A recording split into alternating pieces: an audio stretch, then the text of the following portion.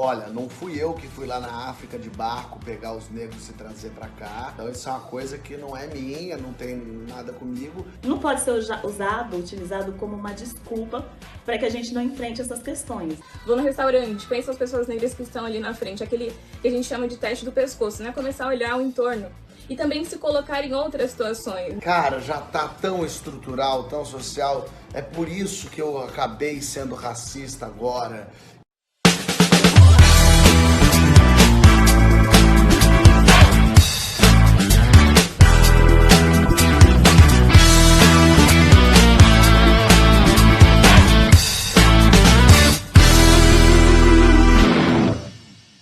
Você lembra, Juliana, qual foi o primeiro filme que você viu na vida? Você tem essa recordação, não? Nossa, não. Eu lembro o primeiro filme que eu vi no cinema, que era aquele Qual? da Xuxa. Era aquele, eu não lembro o nome, mas era aquele da Xuxa. Xuxa e os Baixinhos, eu acho. Ou esse é o nome do Não, CD. esse é o das criancinhas. Xuxa só pra baixinho. Você lembra que o príncipe era o Sérgio Malandro? Não era Lua de Cristal, não? Isso, Era Lua de Cristal. Exato. Primeiro que eu vi no cinema foi Titanic. Eu tinha 13 anos e aí eu fiquei impressionada, maravilhada com todos aqueles efeitos e tal. E aí, né, Leonardo DiCaprio e todo aquele ideal do boyzinho bonitinho, né? E aí um monte de coisa pra gente pensar sobre isso, inclusive. Mas qual foi o momento que você se deu conta? Peraí, todos os filmes que eu assisto, os atores e as atrizes são brancos, todos os super-heróis são brancos. Teve um momento na sua vida, teve algum filme que você olhou e falou assim, por que esse rapaz não é negro? Olha, eu só fui perceber isso quando eu comecei a atuar em movimento social, movimento negro. Porque antes disso, eu assistia muitos filmes, eu era viciada e eu sou da época do videocassete. Assim, adolescente, assim, antes disso, eu nunca me liguei dessa ausência de personagens negros, mas eu sempre gostei muito de filmes que contavam a história do povo negro em alguma medida. E tipo qual, por exemplo? Panteras Negras, assim, foi um filme que... a primeira versão do Não, Panteras você não tá Negras. falando do Pantera Negra agora do super-herói. Não é esse não. Acho que esse filme é do final dos anos 80, início dos anos 90, é muito antigo. E foi o primeiro, assim, eu adorava assistir esse filme. Eu queria ser uma Pantera Negra, eu ia pra escola de jaqueta preta, no maior calor.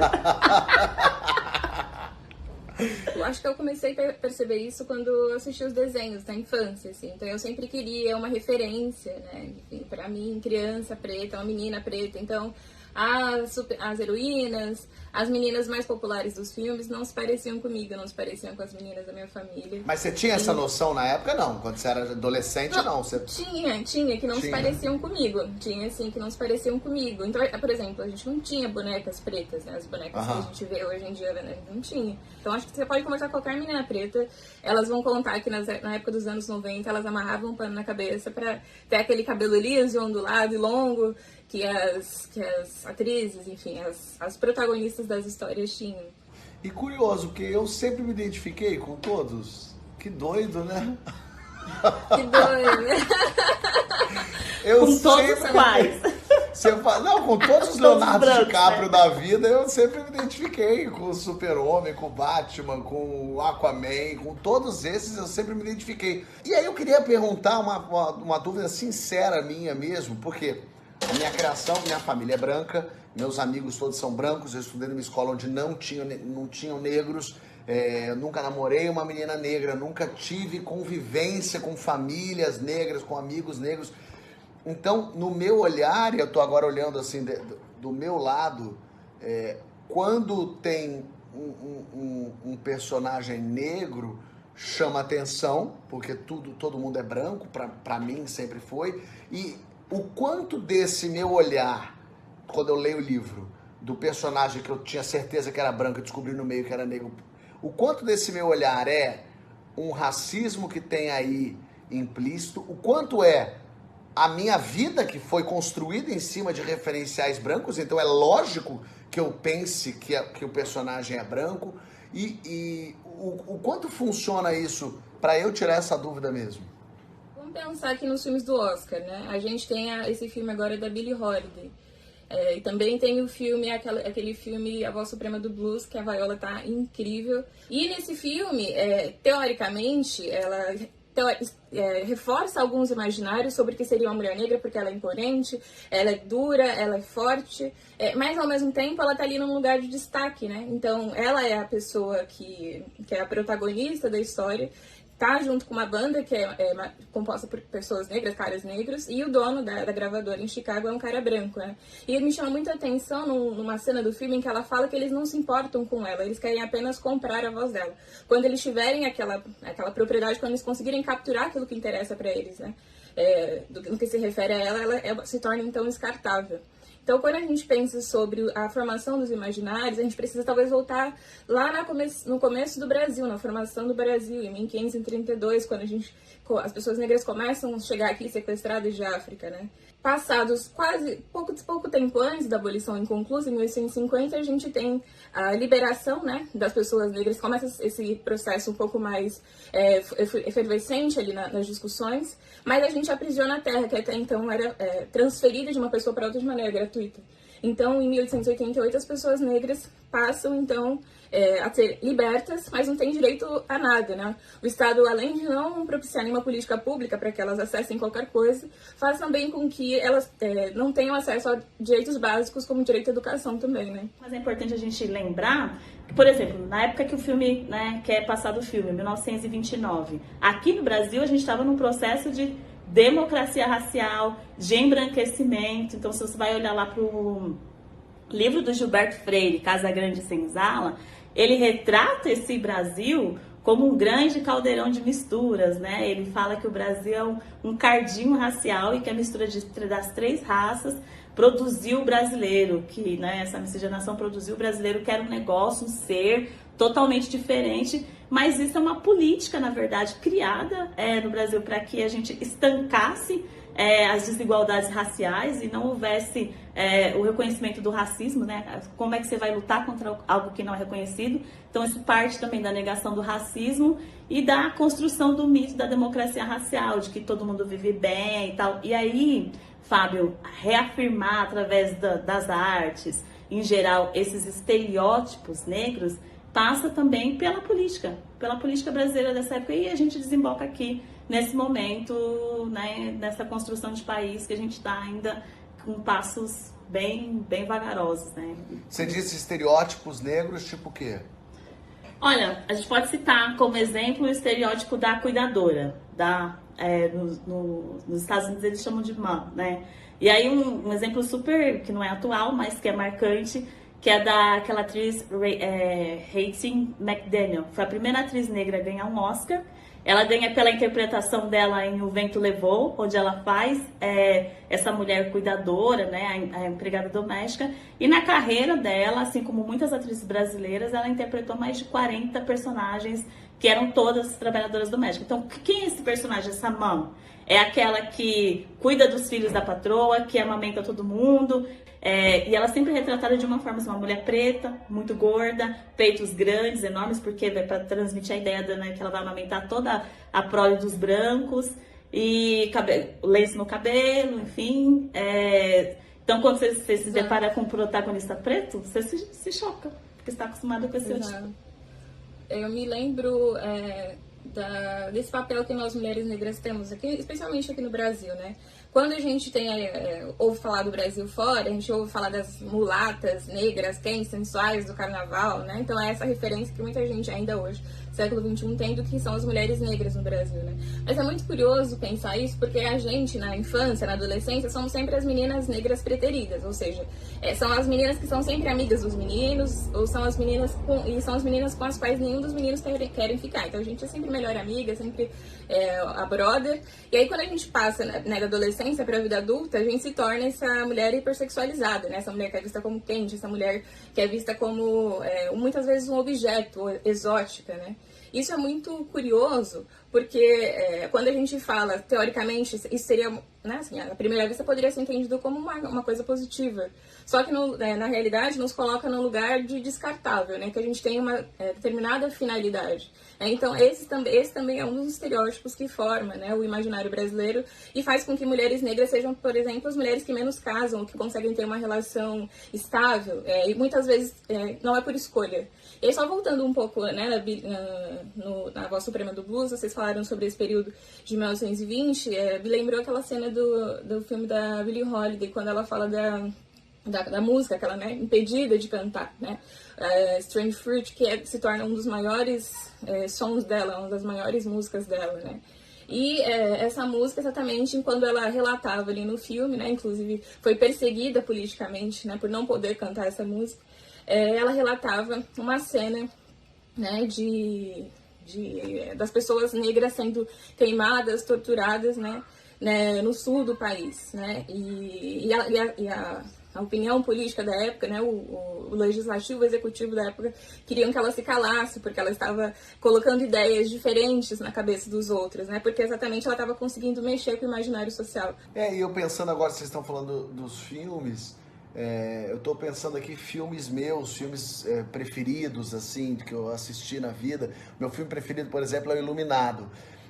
E o Iluminado é um filme onde tem, de cabeça, agora eu diria que tem um personagem negro. É muito curioso, assim, como quando se pensa num filme, né, de um modo geral, difícil os protagonistas serem negros, e quando são, é porque é um filme que trata sobre a questão racial. Então, sim, lógico, sim. Tem que ser o Martin Luther King preto. Eu acho que se não precisasse ser o branco, ia botar um branco. Porque no fim das contas tem que ser o Malcolm X preto, não dá pra ser outra coisa. Quando você vê uma pessoa preta no lugar de sucesso, no lugar de destaque, causa um desconforto e um certo medinho também, né? Isso não é só um estranhamento, gera um desconforto e uma sensação de medo, de que você vai perder, enfim. Tem um livro que eu gosto muito, que é da Grada Quilomba, que chama Memórias da Plantação. Ela fala sobre isso, né? A sensação de que o branco vai perder o seu espaço, o seu lugar a qualquer momento. Branco não é racializado. Quando é que você descobriu que você era branco, Fábio? Você falou, puta merda, caramba, eu sou branco, e agora, né? O que eu vou fazer? Não tem isso, o branco não é racializado, enquanto as outras etnias, pretos, indígenas, amarelos, são racializados. Então, tem toda uma estrutura que nos coloca nesse lugar. Essa coisa de ser estrutural dá duas desculpas, de um modo geralmente, assim, que uma desculpa, olha, não fui eu que fui lá na África de barco pegar os negros e trazer pra cá, então isso é uma coisa que não é minha, não tem nada comigo, e ao mesmo tempo cara, já tá tão estrutural, tão social, é por isso que eu acabei sendo racista agora, e dar essa desculpa boa para poder falar umas maluquices. Quando, na verdade, isso tudo tinha que potencializar uma autopercepção do branco, por exemplo, mas então se você percebeu isso, se você já está me dizendo que há um racismo estrutural, se você se percebe fazendo parte da sociedade e dessa estrutura e tem razão em ser, então como mudar? Como desativar isso na sua cabeça? E se for muito enraizado, como desativar isso na cabeça das pessoas ao seu redor? Como fazer com que os gatilhos sejam acionados a qualquer momento para, não posso falar uma coisa dessa? Como é que eu vou falar uma coisa? Da mesma forma que a gente aprende que não pode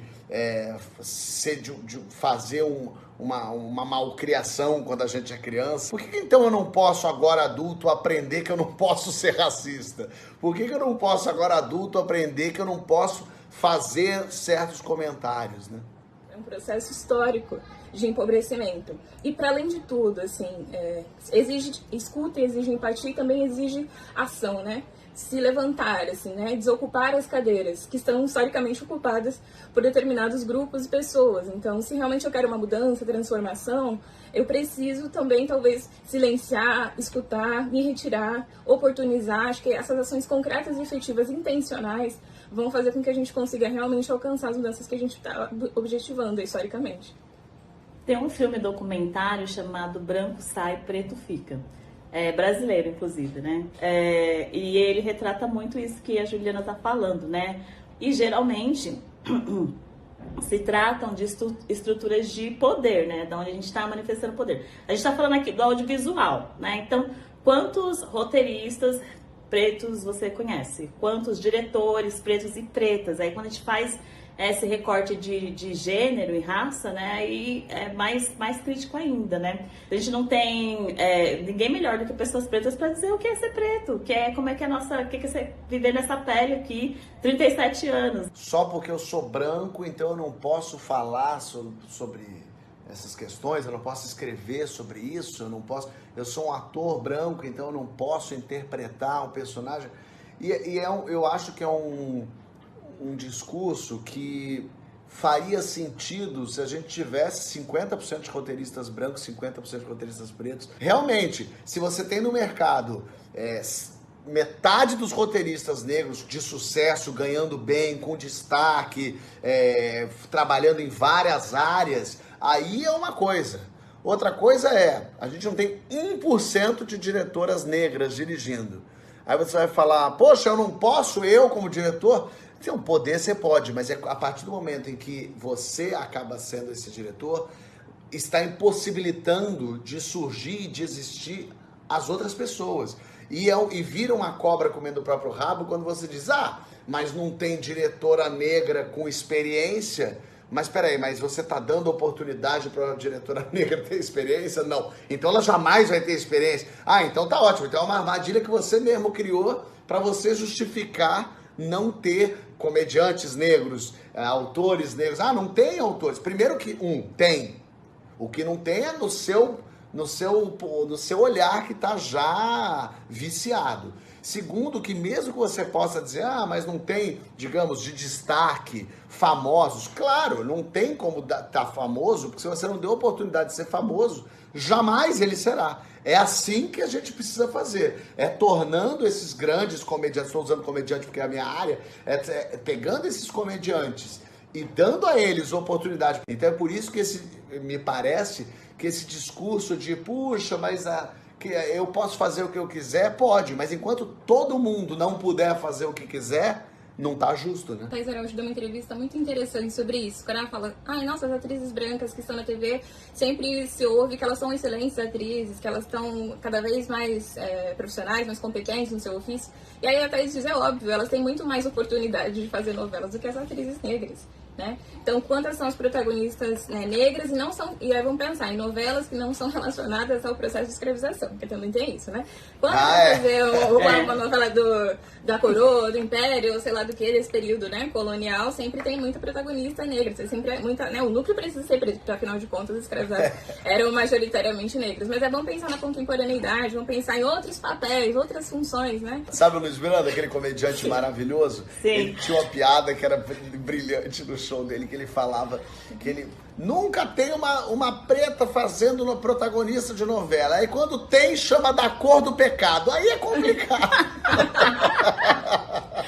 Recentemente perguntaram pra mim, quais são seus sonhos? Eu tenho muita dificuldade de pensar sonhos individuais, porque os nossos projetos são sempre de emancipação coletiva. A gente não consegue muitas vezes nem ser egoísta. Porque a gente é tão condicionado a pensar coletivamente, a mudar todas as estruturas e tal, que quando a gente pensa na gente parece que é egoísta, mas não é. E sobre a questão que você colocou, Fábio, do lugar de fala, isso é muito interessante, mas também pode ser, se interpretado nessa chave, né, se utilizado, não interpretado, mas utilizado nessa chave da desculpa, isso é violento e isso contribui para a manutenção da estrutura como ela é. Então, olha, eu não sou preta, eu não posso falar sobre isso, eu não sou branca, eu não tenho esse lugar de fala, quando na verdade o lugar de fala não significa necessariamente isso, né? Eu não sou preta, eu não posso falar sobre esse assunto, não é isso, né?